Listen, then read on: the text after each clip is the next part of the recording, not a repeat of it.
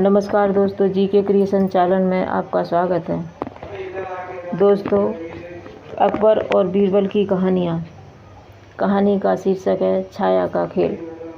एक दिन बादशाह अकबर किसी बात से बीरबल से खफा हो गए और उन्होंने बीरबल को अपने राज्य से बेदखल कर दिया। बीरबल बड़े ही आत्मसम्मानी व्यक्ति थे, इसलिए उन्होंने भी बादशाह से अपनी सज़ा माफ़ करने की कोई कोशिश नहीं की। एक बार भी नहीं कहा कि बादशाह सलामत, उनकी सज़ा को माफ़ कर दो। वे बोले, बादशाह सलामत, मैंने हमेशा पूरी ईमानदारी के साथ हुकूमत की खिदमत की है। आपके हुक्म की तामील करते हुए मैं इस राज्य को छोड़कर जा रहा हूँ, लेकिन इस राज्य के प्रति मेरी वफादारी हमेशा रहेगी। इतना कहकर बीरबल ने अपने परिवार के साथ राज्य छोड़ दिया। कुछ ही दिनों में बादशाह को अपनी गलती का एहसास हुआ। बीरबल के बिना हुकूमत का काम चलने में बहुत परेशानियां आ रही थीं।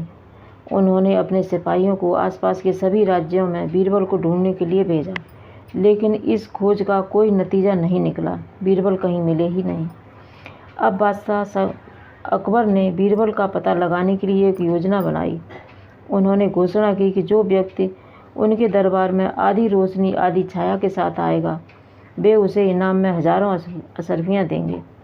बादशाह जानते थे कि इस पहेली को सुलझाना सिर्फ बीरबल ही कर सकते हैं। उधर बीरबल एक सुदूर राज्य में एक ब्राह्मण परिवार के बीच रह रहे थे। जब उन्होंने यह घोषणा सुनी तो वे इस पहेली को सुलझाने से खुद को रोक नहीं पाए। वे उस ब्राह्मण से बोले, अगर दौलत कमाना चाहते हो तो मैं तुम्हें एक उपाय बताऊं।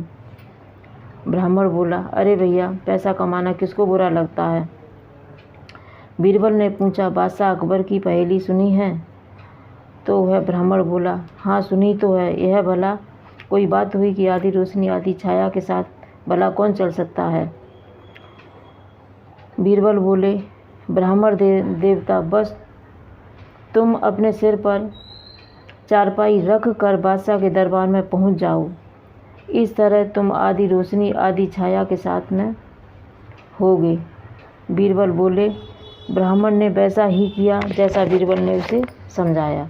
अगले दिन वह ब्राह्मण अपने सिर पर चारपाई रख कर बादशाह अकबर के दरबार में जा पहुंचा और उनसे बोला, हिंदुस्तान के शहंशाह, मैंने आधी रोशनी आधी छाया के साथ आकर आपकी शर्त पूरी कर दी है।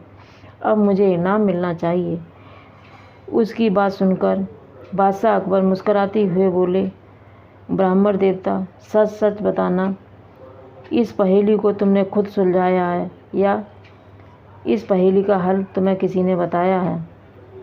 ब्राह्मण ने बादशाह को सब कुछ साफ साफ बता दिया। बादशाह समझ गए कि ब्राह्मण का मेहमान और कोई नहीं, बीरबल ही हो सकता है। उन्होंने अपने सेवकों को बीरबल को आदर के साथ लाने के लिए भेज दिया। बीरबल एक बार फिर दरबार में लौट आए और अपना काम पूरी ईमानदारी और निष्ठा के साथ करने लगे।